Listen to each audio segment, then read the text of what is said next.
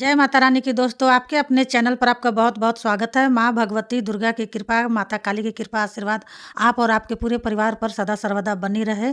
आज की वीडियो में आप सभी भक्तों को मैं बताने वाली हूँ कि स्त्रियों को ही भूत, प्रेत, डाकन क्यों पकड़ती है। उससे पहले एक रिक्वेस्ट करना चाहती हूँ दोस्तों कि अगर वीडियो पसंद आए तो चैनल को सब्सक्राइब, वीडियो को लाइक ज़रूर कर दीजिएगा। साथ में बेल आइकन घंटी ऑल पर प्रेस ज़रूर कर लीजिएगा।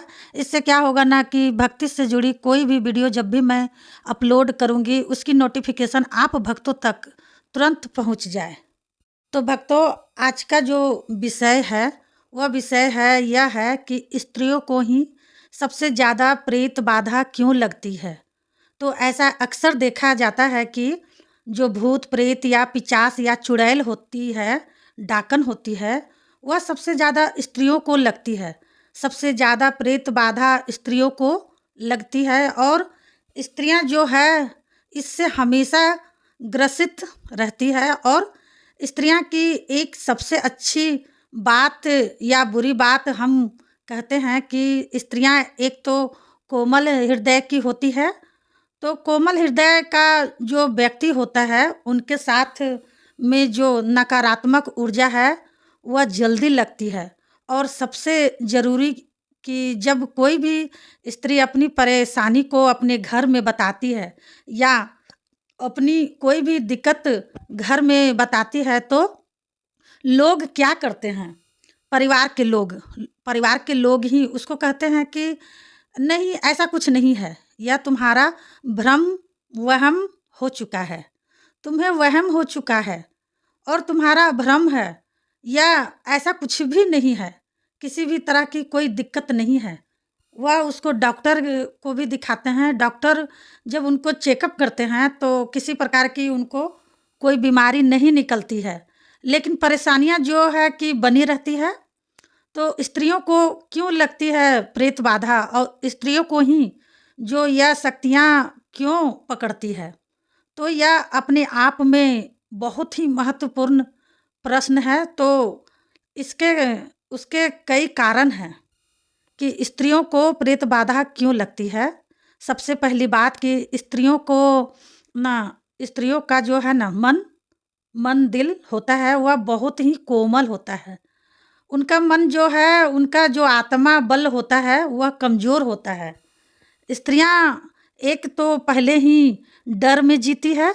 उनको अपने घर परिवार का डर होता है और संसार का भी डर होता है। तो इस कारण से जो उनका मनोबल है वह बहुत ही कमज़ोर होता है, जिस कारण से उनको जो प्रेत बाधा है वह बहुत जल्दी पकड़ लेती है। भूत पिशाच शक्तियाँ उनको बहुत जल्दी पकड़ लेती है। तो यह भी एक कारण होता है कि स्त्रियों को प्रेत बाधा लगती है। दूसरी बात, जब स्त्रियां अशुद्ध अवस्था में, यानी कि पीरियड्स होती है ना, पीरियड्स होती है, माहवारी माहवारी का जब समय होता है उनका, तो उस समय पर स्त्री सबसे ज़्यादा कमज़ोर होती है पीरियड्स के समय, क्योंकि वह अशुद्ध अवस्था में होती है। ना ही वह कोई पूजा पाठ कर सकती है, ना मंत्र जाप कर सकती है, और उसका ऑरा भी उस समय बहुत कमज़ोर होता है। तो ऐसे स्थिति में जब स्त्री कहीं बाहर जाती है, अपने घर से किसी कार्यवश जाती है, अगर वो किसी चौराहे से तिराहे से या सुनसान जगह से, शमशान के बाहर से या नदी के किनारे से या रात के अंधेरे में कहीं जाती है, तो ऐसी अशुद्ध अवस्था में उसको प्रेत बाधा लग जाती है। इसलिए पहले जो नियम थे ना वह यह थे कि जब स्त्री को अशुद्धि आती थी, माहवारी आती थी, तो उनको क्या किया जाता था कि एक कमरे में बंद कर दिया जाता था। उनको खाने के लिए, पीने के लिए उस कमरे में ही दिया जाता था। उसको कमरे में ही रखा जाता था और वह भोजन बना नहीं सकती थी, ठीक है। और वह किसी से मिलती भी नहीं थी, वह अलग एक कमरे में रहती थी।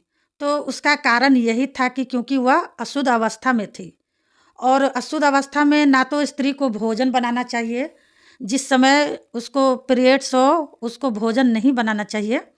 अगर वह ऐसा भोजन बनाती है तो जो व्यक्ति अशुद्ध स्त्री के हाथों का भोजन करते हैं तो उनका उनका भी ओरा भी कमज़ोर हो जाता है। समझ रहे हैं ना मेरी बातों को?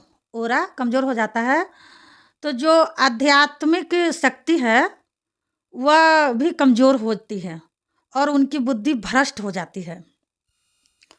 तो इसलिए अशुद्धि की स्थिति में स्त्री को भोजन नहीं बनाना चाहिए। यह शास्त्र नियम है, ठीक है?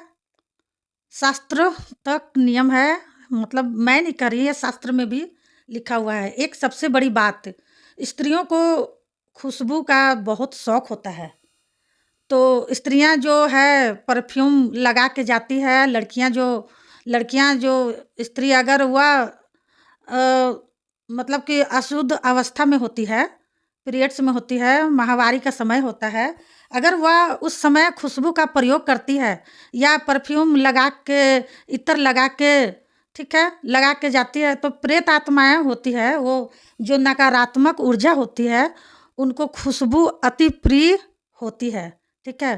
प्रेत लोग को खुशबू बहुत पसंद होती है। तो ऐसी स्थिति में जब उनको कहीं से सुगंध आती है तो वह उनके साथ में लग जाती है। तो स्त्रियों को पीरियड्स के समय पर इतर परफ्यूम खुशबू का प्रयोग नहीं करना चाहिए।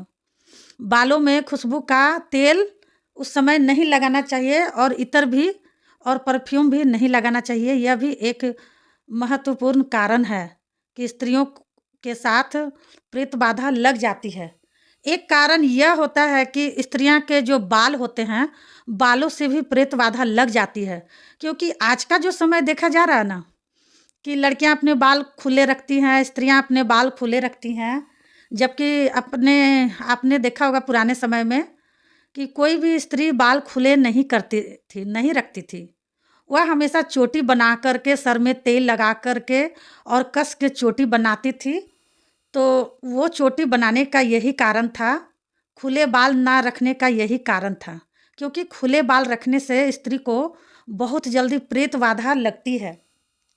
तो स्त्रियों को कभी भी रात के समय, शाम के समय, रात के समय अपने बाल को खुले करके नहीं जाना चाहिए कहीं पर भी, ठीक है ना। कहाँ बाहर जब निकलती हैं खुले बाल करके, शमशान के पास, चौराहे, तिराहे और नदी के किनारे, और नदी के किनारे से नहीं निकलना चाहिए।